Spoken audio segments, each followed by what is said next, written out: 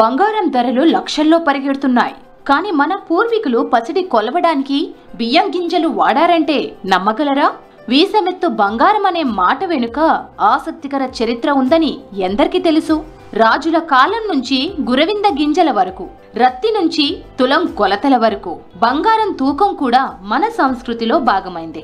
విషపూరిత గింజతో మొదలై digital scale వరకు వచ్చిన ఈ పసిడి కొలతల కథ ఏంటో ఈ రోజు స్పెషల్ స్టోరీలో తెలుసుకుందాం.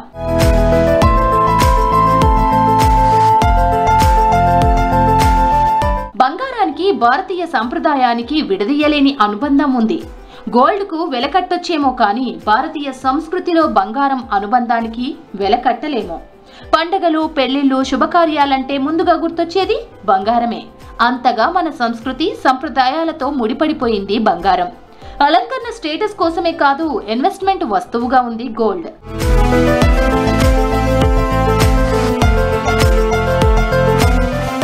ఇక పండుగలు, పెళ్లిళ్ల సీజన్లో బంగారంకు మామూలు డిమాండ్ ఉండదు. ఇప్పటికే గోల్డ్ పరుగులు పెడుతోంది. 2025 అక్టోబర్ 21 నాటికి 10 గ్రాముల తులం బంగారం 1,32,770 రూపాయలకు చేరింది. 2 రోజుల్లో ధర కాస్త తగ్గినా ప్రస్తుతం 1,20,000 మార్క్ మాత్రం తగ్గలేదు. అయితే బంగారం ధరలు రాబోయే రోజుల్లో ఇలానే పెరిగితే తులం బంగారం కొనడం మాట అటుంచితే కనీసం వీసమెత్తో బెడెత్తో అయినా కొనగలమా అనే టాక్ వినిపిస్తోంది.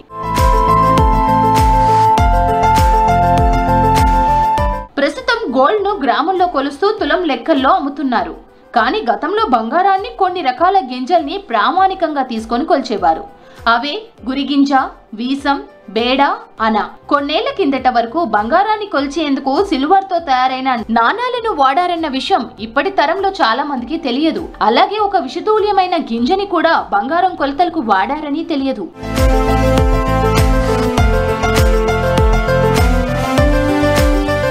రాజుల కాలం నుంచే తులం గ్రామ్ కంటే ముందు బంగారాన్ని అనేక చిన్న చిన్న రూపాల్లో కొలిచేవారు. అసలు బంగారాన్ని కొలిచేందుకు వాడే అతి చిన్న ప్రమాణం నుంచి ఇప్పటి తులం వరకు కొలతలు చాలా మారాయి. కొన్ని ప్రాంతాలను బట్టి వీటి పేర్లు కూడా మారుతూ వచ్చాయి. బంగారం కొలతలు దక్షిణ భారతదేశంలో చోళులు, పాండ్యులు, విజయనగరం రాజుల కాలాల నుంచి వివిధ రూపాల్లో మారుతూ గత 2-3 తరాలుగా క్రమంగా ఇప్పటి పేర్లు స్థిరపడ్డాయని చాలా మంది చరిత్రకారులు చెప్పే మాట. ఇప్పుడు గ్రాము, తులం ఈ రెండింటినే ప్రామాణికంగా తీసుకుంటున్నారని చెప్తున్నారు. గతంలో బంగారాన్ని బియ్యపు గింజలతో కొలిసినట్లు పాతకాలం స్వర్ణకారులు చెప్తున్నారు. దాదాపు 40 నుంచి 50 సంవత్సరాల క్రితం బియ్యం గింజలతో కూడా కొలిచారని తెలుస్తోంది. కానీ ఇప్పుడు ఎలక్ట్రానిక్ వెయిట్ మిషన్లు వచ్చేసాయి. అయితే పసిడిని బియ్యంతో కొలిచేటప్పుడు గింజను వీసు అనేవాళ్ళు. ఇది సుమారు 20 మిల్లీగ్రాములకు సమానంగా ఉంటుంది. వీసమెత్తు బంగారం అనే మాట చాలా మంది వినే ఉంటారు. అది ఇదే కొలత.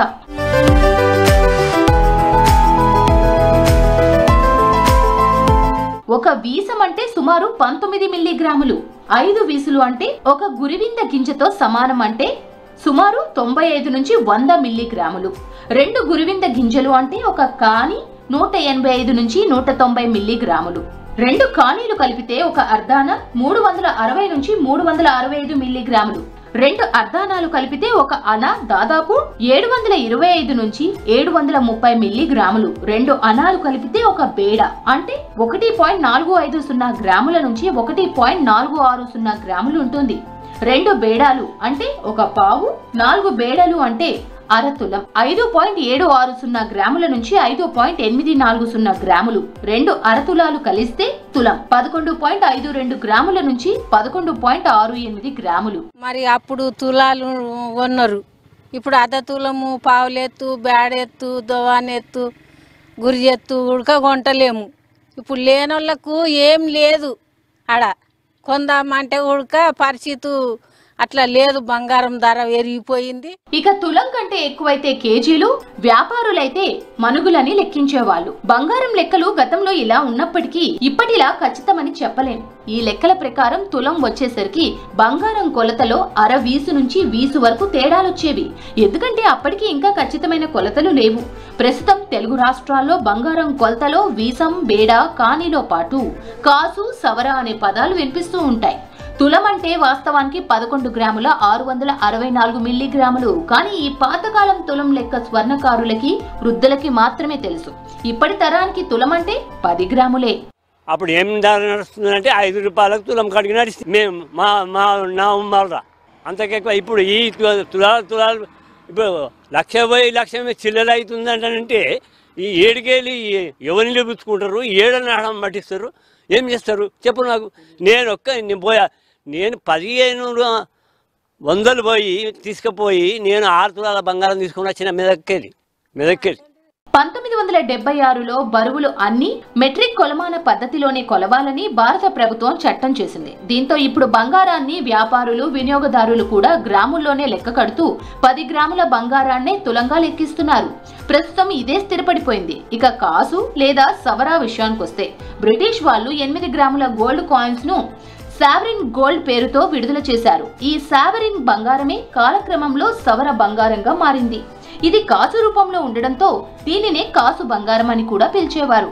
కాసు, సవర అంటే 8 గ్రాముల బంగారమని అర్థం. వీటితో పాటు రత్తి, మోష, వీస, పరక, పాతిక, బేడ, చుక్కెత్తు, గురిజ, అన, అర్ధాన, మనుగు ఇలా చాలా కొలతలు ఉన్నాయి. ఇప్పుడు ఇవి దాదాపుగా వాడుకలో లేవు. అలాగే కాసు, సవర అనేవి వాడుకలో ఉన్నప్పటికీ అమ్మకాలు, కొనుగోలు చేసేటప్పుడు వినియోగంలో లేవు.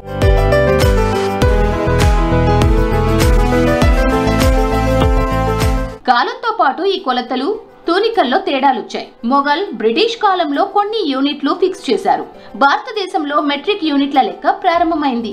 ఆ తర్వాత 1976లో the standards of weights and measures act ద్వారా మెట్రిక్ యూనిట్లను అమలు చేస్తున్నారు. దాంతో పాతకాలంలో కొలిచే యూనిట్లను అధికారికంగా తొలగించారు. మెట్రిక్ సిస్టమ్ వచ్చిన తర్వాత గ్రాములే బంగారం కొలతకు స్థిరపడ్డాయి. బంగారం కొలతల విషయంలో కొనేటప్పుడు, అమ్మేటప్పుడు ప్రాంతాన్ని బట్టి గోల్డ్ కొలతలను పలికే విషయంలోనూ తేడాలొస్తున్నాయి. కొన్ని ప్రాంతాల్లో కాసు, సవర వాడుకలో ఉంటే మరికొన్ని ప్రాంతాల్లో తులం లెక్కతో బంగారాన్ని కొలుస్తారు. ఆంధ్ర ప్రాంతంలోనూ కొలతల్లో వీసం, కాని, అనా వంటి తెలుగు పదాలు వినిపిస్తుంటాయి. తెలంగాణలో పాత తులం, కొత్త తులం అనే 2 పద్ధతులు వాడుకలో ఉన్నాయి. ప్రస్తుతం జగిత్యాల, నిర్మల్, కరీంనగర్ ప్రాంతాల్లో అక్కడక్కడ పాత తులం కొలత వాడుకలో కనిపిస్తోంది. కొత్త జనరేషన్ మాత్రం తులం అంటే 10 గ్రాముల విధానాన్నే ఫాలో అవుతున్నారు.